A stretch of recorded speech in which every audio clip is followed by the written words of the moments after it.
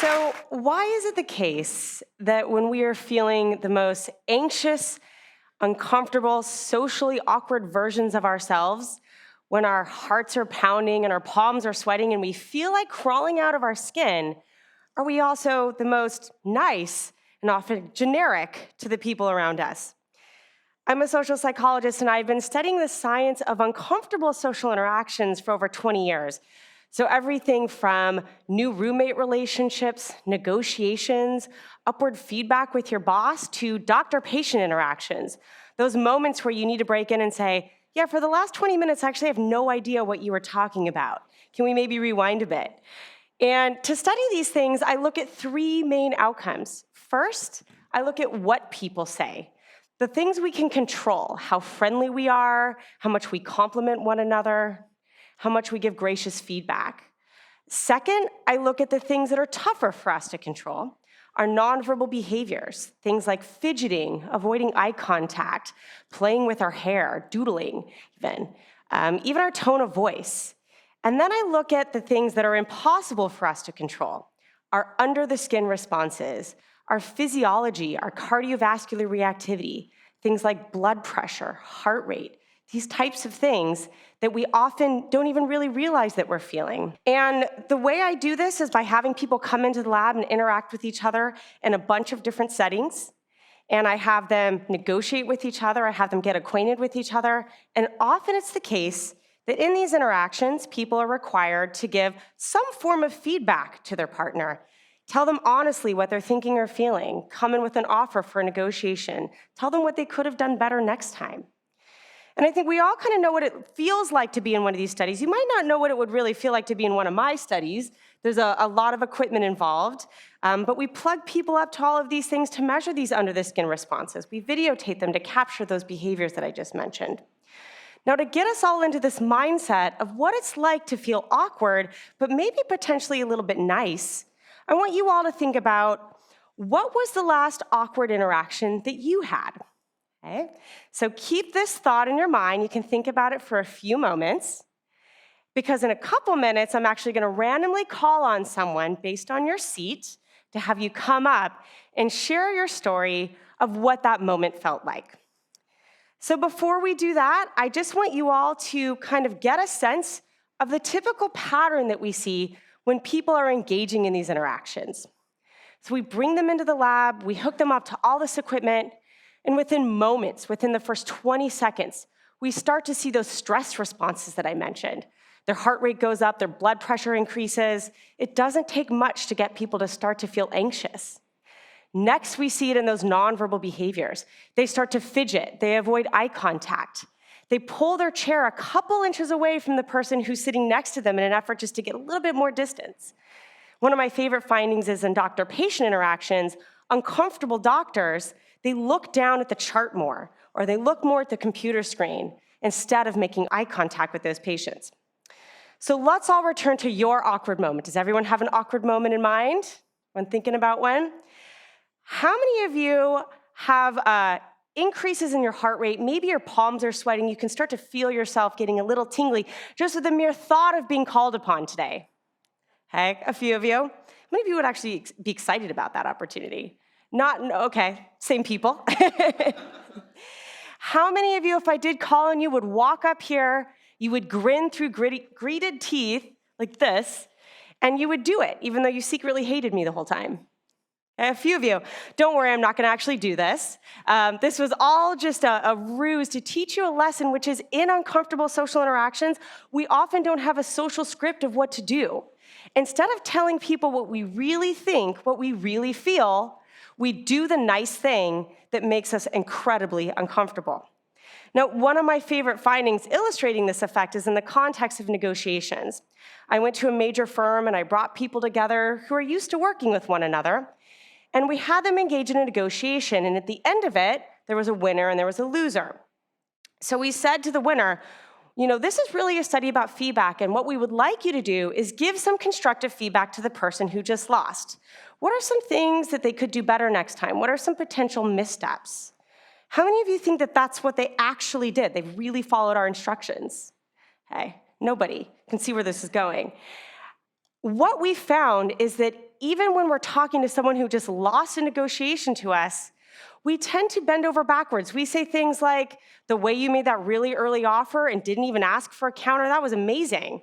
Or it was so great how you didn't even ask me anything about my side, or what I was willing to kind of, change on or be flexible on. People layered on the compliments to someone who they just beat in a negotiation, telling them how great they are. So often these kinds of interactions that take the form of what I'll call anxious niceness, they involve a lot of compliments, telling people what they do well in a very general, non-specific way. But a lot of my work actually looks at what's it like to be on the receiving end of these types of interactions. How do you feel when you interact with someone over and over again who's giving off these kinds of brittle smiles? These are typically the kinds of facial expressions that we actually see from people, kind of sneering, a little bit of side eye, arms crossed, these types of things. After a lifetime of interacting with someone who engages in anxious niceness, what we find is that most people on the receiving end are racial minorities. They're disadvantaged group members. They are the type of people that we are worried about appearing prejudiced in front of. And that anxiety is regulated by being over the top nice to these folks. We also find that these individuals tend to be more synchronized to and attentive to the how we say it piece than the what we say part. So in one study, we had Black and white Americans interact with each other in a cross-race interaction. And we brought them into the lab and we measured the physiology of both partners. What this allowed us to do is capture the degree to which people's stress, those under-the-skin responses, can actually be caught by their partners. And what we expected to find is that the Black participants would become more synchronized physiologically to those whites. They'd be more attuned to those kind of nonverbal signals of anxiety. And that's exactly what we found. The more anxious those white participants appeared, the more they fidgeted, the more they avoided eye contact, even the higher their cortisol reactivity, indicating some real deep kind of under-the-skin stress response, the more those Black participants became linked up to them over time. And I think this finding is a little bit terrifying. I think it means that we often think of our own stress and our own physiology as independent of the people we interact with, but our bodies are not always our own. Our physiology is not always our own. And if you spend a lifetime interacting with people who are so nice to you in an effort to control their anxiety, you could potentially catch that stress. It could negatively affect your bodies. Now, often what we find is the type of feedback that people are actually getting isn't always super direct. Sometimes it's a little bit patronizing. So in one study, we went to Abu Dhabi, which is a great place to study international interactions. And we had people, again, engage in a negotiation. We had someone from a high-status country engage with someone from a low-status country. And we highlighted that fact going into the interaction. And what we found was that the high-status country participants, they made very early first offers to get out of the interaction. They were so concerned with appearing prejudiced, they were willing to do anything just to end the negotiation, including engaging in a behavior that actually harms them. And so people from the low-status countries ended up winning these negotiations, but not because they were necessarily better than their partners, not because they outwitted them in these kinds of interactions, but because their partners just won it out. So you could probably see where I'm going with this. Having over-the-top positive, nice feedback can harm your performance. It can make it very difficult for you to climb up, difficult to kind of know where you stand, what you should do better, what you should stop doing. But can also damage people in ways that we often don't think about. It can affect their reputations outside of the interaction context.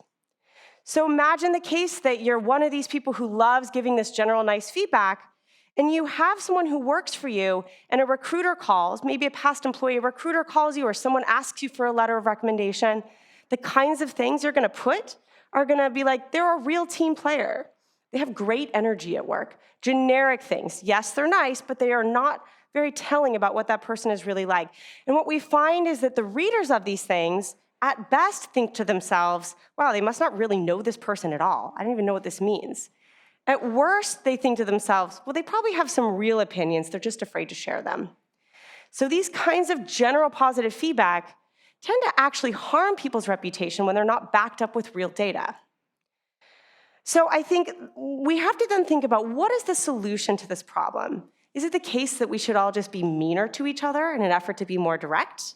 I don't think that's the case at all. I think there are some things we can do, and I'm going to highlight 3 of them to improve the degree to which we give clear, consistent feedback to people, particularly in the workplace. So first, we need to ask ourselves the question, how many people are on board with this niceness culture really? There's a bit of a plural ignorance that goes on when we think about how nice we are to people at work. What I've found is that for every one person who loves this kind of general, generic, nice feedback, there's another person who feels like it's lazy, who feels like it's not helpful. And I actually learned this lesson the hard way from one of my students recently. She was giving a practice talk in my lab, and she spent weeks and weeks preparing it, probably harder than anyone else I'd ever seen on preparing a talk like this. And then she went and gave it, and she came back, and I said, how did the talk go? Did it go well? She said, it was terrible. It was horrible. It was the worst experience. I said, well, what happened? And she said, all I got were a bunch of great jobs. That was interesting. And then some clap emojis from the people on Zoom. Not a single person asked a tough question, she said. And I had this moment where I realized that positive feedback can come across as lazy feedback. It can come across as disengaged feedback. And so if we want to change this culture, we actually need to first do a quick pulse of how many people are actually more interested in doing the tougher, constructive forms of this type of feedback. So you might be thinking to yourselves, all right, I might be on board with this idea of tough but yet honest feedback. So what should I do? Should I go to people and say, all right, do you want me to be honest and nice? Or nice, or honest and useful? No, do not do this. You will by and large get a lot of people telling you, I actually just want to keep it nice. That just feels a lot more comfortable for me. What I learned in my work is that this process I've been talking about giving anxious, nice feedback is just as much about the feedback receiver as it is about the feedback giver. People get into a bit of a dance with each other. I give you nice feedback, you kind of know it's BS, but you smile and say thank you, and then go on your way. It takes a lot to break that interpersonal cycle. And to do that, we have to think about how we actually want to frame our feedback to other people. So instead of asking people, should I be nice or honest and useful, what I like to do is ask people, can I give you feedback on a couple dimensions? Can we think about feedback as general versus specific? Another dimension would be, can we think about things that you're doing well, you should keep doing, versus things that, please stop. And I'll get in a moment to how we can actually frame that form of negative feedback. So I think a lot of us are actually pretty decent at the positive general feedback, right? I love how timely you are. But what does that mean? It could mean that you're on time for meetings. It could mean that you turn your work in on time. It could mean it in a very global way of you sure managed to do a lot in 5 years. Or it could mean something so specific like, it's so helpful that you send in your reports by 5 p.m., but I don't really want to comment on those other kinds of forms of being timely. And when we do the kind of general feedback that is negative, the please stop, we need it to be specific. So kind of one of the more common forms of general negative feedback people get is you don't take enough initiative here. How many of you have ever been told, please take some more initiative? I think most of us at some point in our lives have experienced this. What does that mean? Does it mean I should speak up more in meetings? Does it mean I should be quicker on my email? Does it mean I should do your job without complaining about doing your job? Which is often what it actually means. Okay? We have to break it down into the specifics. And that could include things like, don't wait for Tom to ask if you found any errors before you say, Tom, I found some errors. Now, an important piece here is what people should do instead. Often, if we get to the stage where we're comfortable enough telling people, I have a specific critical negative thing I want to tell you, please stop interrupting people, not telling Tom about the errors, showing up 5 minutes late with coffee so I know what you were doing during those 5 minutes. We don't tend to replace them with anything. But we know from our personal lives that replacing negative, critical, please stop behaviors is absolutely essential. So I want to take you out of the workplace for a moment, and we're going to go to the bedroom. Yes, I said we're going to the bedroom. So imagine it's the case that you just had sex with someone for the first time, okay? We're all there. We've done a lot of mentalizing today. And you turn to the person and you say, those last 3 things you just did back there, no good. They're all bad. Didn't like any of them. They're going to look at you in shock and surprise and say, well, what should I do instead, right? And until we're ready to actually fire the person or kick them out of bed, or fire them from our team, we have to focus on those replacement behaviors, what they should be doing instead. And I think as we think through kind of scaling this type of feedback, it can be very scary to make these types of change. What I have found is that cultures of anxious, nice feedback are ingrained. They're systemic. They are deeply embedded in a community, in the workplace, in a team, even in dyadic interpersonal relationships. And so to break that cycle, you have to start small. You need to start neutral. And by neutral, I mean things that are not scary to hear critical feedback on. You might be thinking to yourself, well, what's some neutral feedback that you could give me at the end of my talk? How about I would switch the order of the points on your talk, or I would change the font? These types of feedback are specific, and so they're useful, but they're not scary to deliver, and they're not actually scary to receive. And what we find is that when people take these baby steps to work up to this type of feedback, they are much less anxious in the delivery. So those behaviors I opened with of people fidgeting, engaging in what we call a brittle smile, avoiding eye contact, they actually go down. And so do those stress responses when you know and you're anticipating giving this kind of feedback that isn't going to sting. And I think as you work through this, I don't want to be a proponent of killing niceness entirely. I think it's actually really important to put niceness in the delivery of your feedback. And that can come across in a bunch of different ways. It can come across as by showing you're engaged, you listened, you know what the person's actually trying to do, you're aligned with their goals. The first time I actually got this type of critical, nice feedback was after a talk I gave.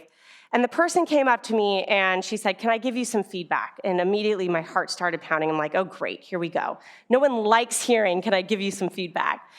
And what she did was she opened with 3 things that she thought I did well. I really liked points 1, 2, and 3 you made in that talk. They really resonated with me. But you have this habit when you're concentrating of looking up and to the right. And so you spend half the talk kind of staring at the ceiling, or the exit sign in this case, instead of making eye contact with the audience, and it's distracting and it creates a distance. So I thought a little bit about it, with my eyes probably rolled up inside my head, and I thought, okay, I can actually make that change. It doesn't feel super scary. And so I did. I made that change, and I thought about how she framed that feedback through this culture of niceness. So I want to wish you all luck on your journey of trying to change culture of feedback, killing anxious niceness, and hopefully have some concrete steps to help you move forward. Thank you.